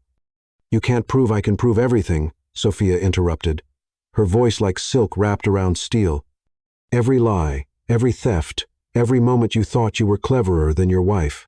Victor Lang documents very thoroughly, and the FBI finds his evidence quite compelling." Ethan's face went white as the full scope of his destruction hit him. "FBI? What do you want?" Ethan asked finally, slumping against the wall. "I want you gone," Sophia said simply. "Tonight. I want you to pack your things and leave this penthouse and never come back. I want you to explain to Lila why her meal ticket just got canceled. And I want you to figure out how to rebuild your life from the ashes of your own stupidity." "Sophia, please." "There is no please," Lucas interrupted, his voice carrying absolute authority. "There's only the choice between leaving quietly or being dragged out by security. Which would you prefer?" Ethan looked between them, his wife, who had outplayed him at every turn, and her lover, who had the power to destroy what remained of his career with a single phone call. The mathematical certainty of his defeat was written in every line of his posture. "I'll need time to find somewhere to go," he said finally. "You have until midnight," Sophia replied. "After that, the locks will be changed, and your belongings will be donated to charity." As Ethan stumbled toward the stairs, broken and defeated, Sophia felt Lucas's arms circle her waist from behind. His hands settled protectively over their child, and she leaned back against his chest with a sigh of pure satisfaction. "Are you all right?" Lucas murmured against her hair. "I'm perfect," Sophia said, and for the first time in 3 years, she meant it completely. "We're perfect." Through the windows of their penthouse, the city sparkled like fallen stars, full of promise and possibility. Sophia Elise was finally free to become the woman she was meant to be, loved, cherished, and completely unafraid to fight for her own happiness. The war was over, and she had won everything that mattered. Chapter 9: Empire's Reckoning and New Beginnings. Justice served with love's protection. Revenge, Sophia discovered, tasted even sweeter when served with the promise of true love and a future worth building, especially when your enemy's destruction funded your wedding. 1 month after Ethan's dramatic exit from their penthouse, Sophia stood in Lucas's corner office, watching her former husband's professional destruction unfold. The financial networks had been covering the Ravenswood scandal relentlessly. Ethan Ravenswood, former senior partner at Sterling and Associates, has been terminated following revelations of embezzlement and professional misconduct, the anchor announced. Sources confirmed that Ravenswood had been diverting client funds to support an extramarital affair. Lucas muted the television and moved behind Sophia, his hand settling protectively over her growing belly. At 12 weeks, the pregnancy was becoming more visible, and Lucas had developed the habit of touching her stomach with the wonder of a man discovering something precious. "Any regrets?" he asked quietly, his breath warm against her ear. Sophia leaned back against his chest, watching Ethan's mugshot disappear from the screen. "Only that I waited so long to fight back." The past month had been a whirlwind of legal proceedings and social reckoning. Kendra had ensured Sophia emerged from the divorce with the penthouse, a substantial settlement, and an intact reputation. Meanwhile, Victor evidence led to criminal charges that would keep Ethan occupied indefinitely. But Lila's reaction provided the most entertainment. The influencer had lasted 48 hours after the news broke before posting a tearful video about being manipulated by a married man who lied about his finances. She'd blocked Ethan entirely and was already photographed with a tech billionaire who actually possessed real wealth. She cut ties quickly, Sophia observed. "Intelligent woman," Lucas said. She recognized a sinking ship and jumped overboard. Unlike my dear ex-husband, who apparently thought his charm would weather any storm, Sophia set her phone aside and turned in Lucas's arms. "Have you heard from your contacts at Sterling and Associates?" Lucas's smile was sharp. "Ethan's been blacklisted from every major firm. No one wants to touch him after the embezzlement charges. Word is he's living in Queens and driving rideshare to pay legal fees." The irony was delicious. The man who once commanded a corner office was now driving strangers around the city. And the criminal charges? Solid. Victor documented enough financial irregularities to keep the DA busy for months. Even if Ethan avoids prison time, he'll never work in finance again. Lucas's expression grew serious. "Sophia, I need you to know that I had nothing to do with the criminal investigation. That was legitimate law enforcement responding to evidence of actual crimes."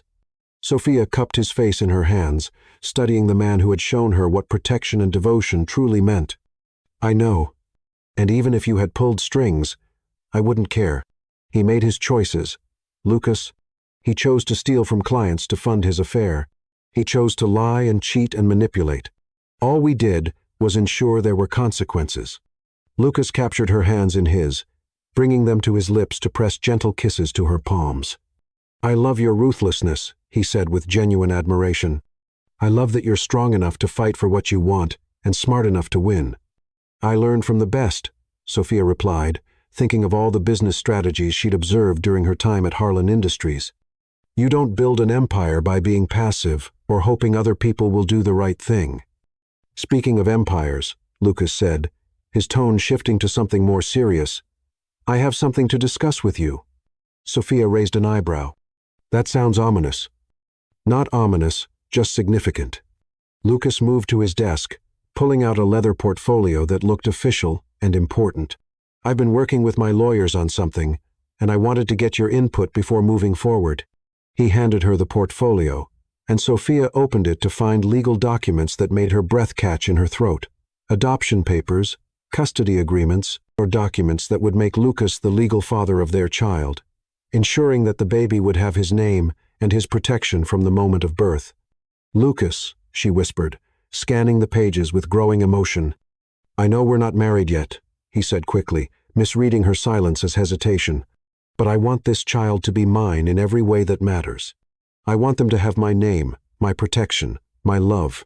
I want to be the father they deserve, not just the man who happens to share their DNA." Sophia looked up from the documents, tears blurring her vision. "You want to adopt our baby?" "I want to claim our family," Lucas corrected, his dark eyes intense with emotion. "I want the world to know that you and this child belong to me, and I belong to you." The vulnerability in his voice made Sophia's heart ache with love for this complicated, powerful man who'd shown her what real partnership looked like. "Yes," she said simply, setting the portfolio aside to throw her arms around his neck. Yes, to all of it. Yes, to being your family. Yes, to building something beautiful together. Yes, to giving our child everything we never had. Lucas lifted her off her feet, spinning her around his office with exuberant joy. When he set her down, his hands immediately went to her stomach again, that gesture that was becoming second nature to him. "I have something else," he said, suddenly looking nervous in a way that was completely unlike his usual commanding confidence. "More paperwork?" Sophia teased. "Not exactly." Lucas reached into his desk drawer, pulling out a small velvet box that made Sophia's heart stop completely. "Lucas, I know this seems fast," he said, dropping to one knee with the grace of a man who had never been more certain of anything. "But Sophia, I've spent 45 years building a fortune and thinking that was success. Then you walked into my life and showed me what it feels like to be truly wealthy in love, in partnership, in the kind of happiness that money can't buy." He opened the box to reveal a ring that took Sophia's breath away. A flawless emerald, cut diamond surrounded by smaller stones, elegant and timeless, and somehow exactly what she would have chosen for herself. "I love your brilliant mind that outmaneuvered a man who thought he was untouchable," Lucas continued, his voice steady despite the emotion in his eyes.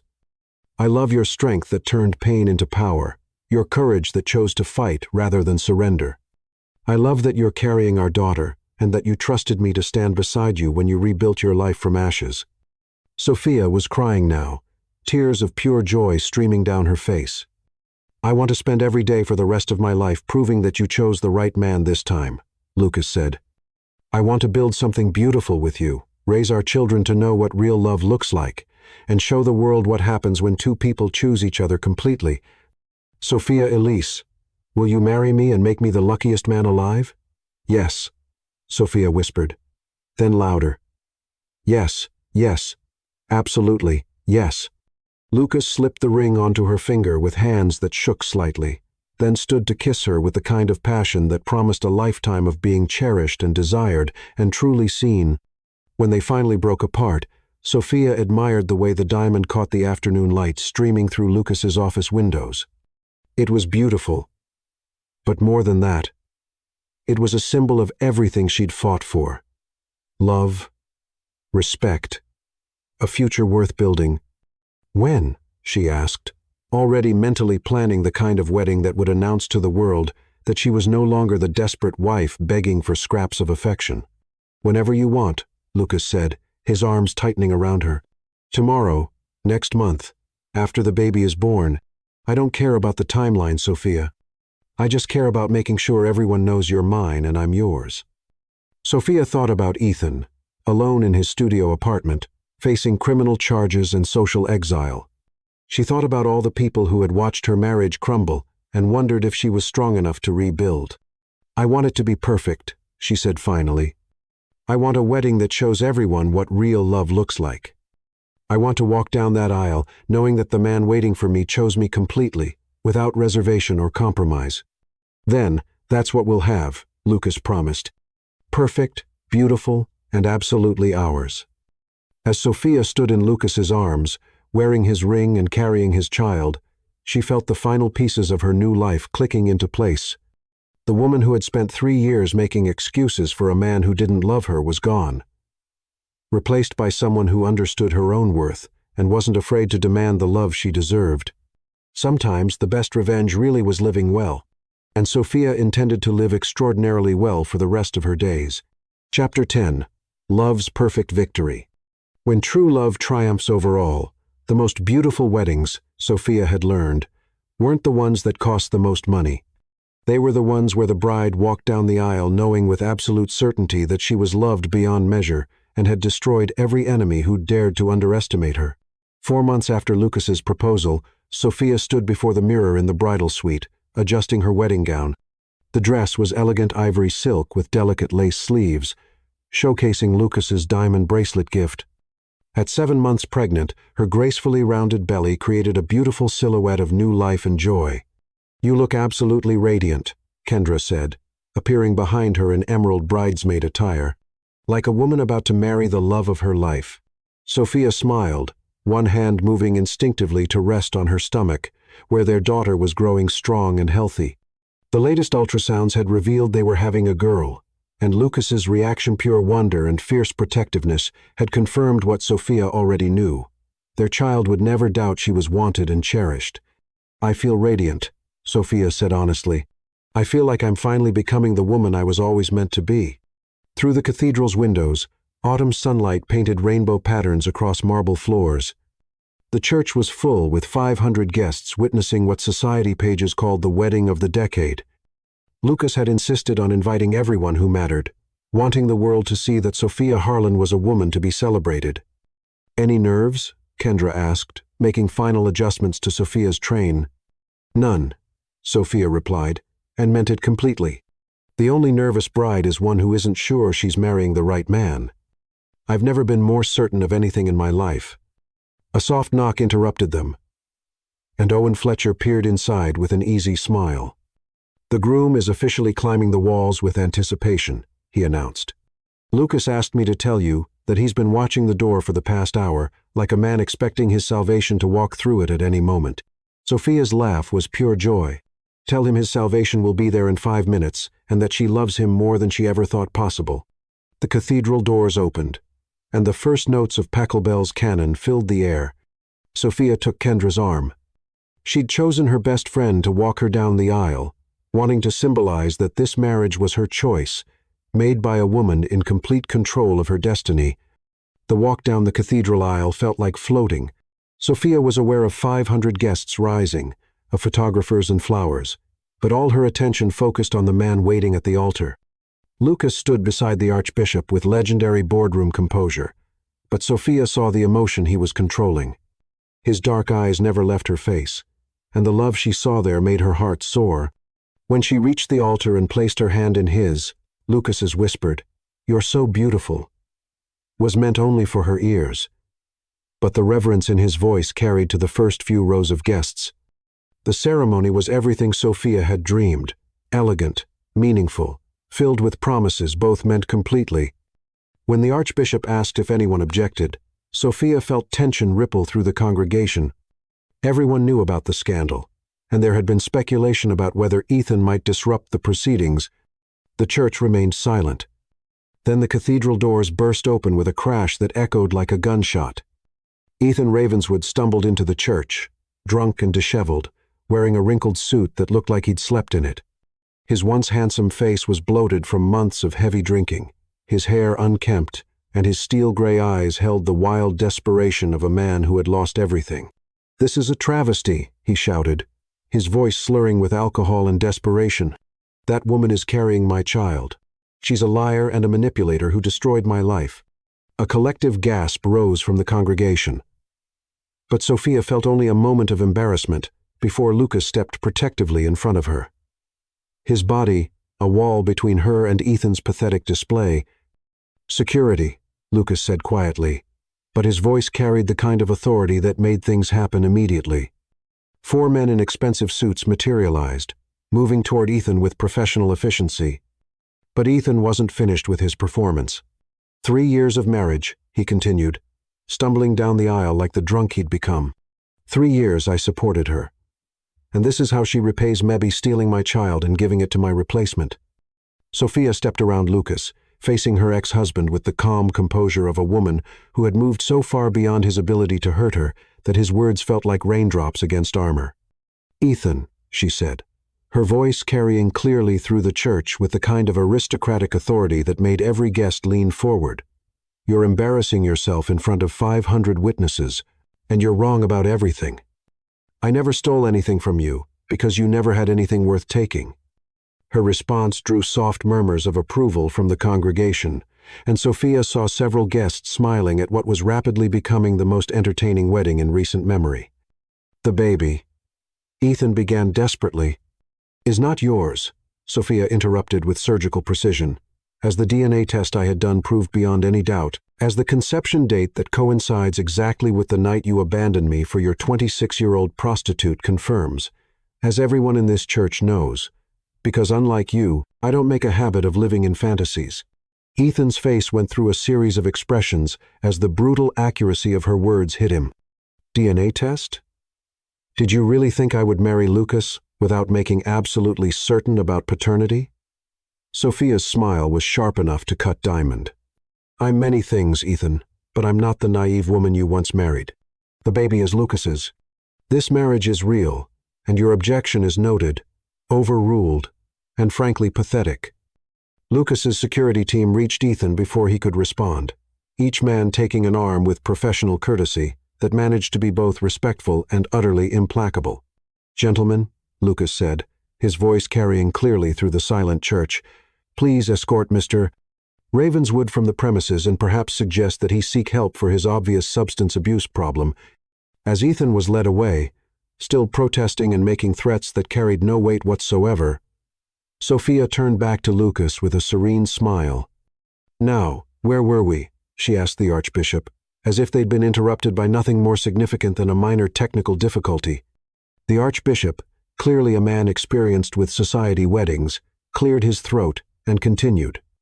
If there are no further objections, the rest of the service passed without incident, filled with vows that brought tears to half the congregation and rings that symbolized a love strong enough to weather any storm. When Lucas kissed his bride, the applause that filled the cathedral was thunderous, a celebration not just of their marriage, but of Sophia's triumphant victory. The reception at the Grand Metropolitan Hotel was everything Sophia had envisioned. She and Lucas danced their first dance to At Last by Etta James, her head resting on his shoulder as they moved together, with the easy grace of two people perfectly matched. Any regrets about the drama during the ceremony? Lucas murmured against her ear. Sophia laughed, the sound pure joy and satisfaction. Are you kidding? That was the perfect ending to the Ethan chapter of my life. Everyone got to see exactly what kind of man I left, and exactly what kind of man I chose instead. And what kind of man did you choose? Lucas asked, spinning her gently. The kind who protects what he loves, Sophia said, looking up into his dark eyes. The kind who sees my worth and isn't threatened by my strength. The kind who will teach our daughter that she should never settle for less than being completely adored. Lucas's response was a kiss that tasted like champagne and promises, and the kind of happiness that would last a lifetime. Near midnight, as the reception was winding down, Sophia stood on the hotel's terrace overlooking the city lights, one hand on her belly, the other holding sparkling cider. Lucas found her there, wrapping his arms around her from behind. What are you thinking about, Mrs. Harlan? He asked, and Sophia's heart skipped at her new name. I'm thinking about how different this is from my first wedding, she said honestly. 3 years ago, I walked down the aisle, hoping marriage would change Ethan, hoping being a wife would make him love me. Tonight, I married a man who already loves me exactly as I am. Tonight, you married a man who considers himself the luckiest person alive. Lucas corrected. A man who gets to spend his life proving you made the right choice. Sophia turned in his arms, studying the face of the man who had shown her what real partnership looked like. I love you, Lucas Harlan. I love your strength, your intelligence, your absolute refusal to let anyone diminish what belongs to you. But most of all, I love that you see my fire and choose to stand beside it rather than try to extinguish it. I love you too, Sophia Harlan, Lucas replied, his hands cradling her face like she was made of precious crystal. And I love that our daughter is going to grow up watching her parents choose each other every single day, the way love is supposed to work. As they kissed under the stars, Sophia felt the final pieces of her new life settling perfectly into place. She was no longer the woman who had waited 3 years for a man who would never choose her. She was Mrs. Lucas Harlan, soon-to-be mother, and a woman who had learned that the greatest victory wasn't just surviving betrayal, it was transforming it into the foundation for something infinitely better. In the distance, the city sparkled with infinite possibilities, and Sophia knew with absolute certainty that her greatest chapters were still being written. Love had won completely, and it was only the beginning.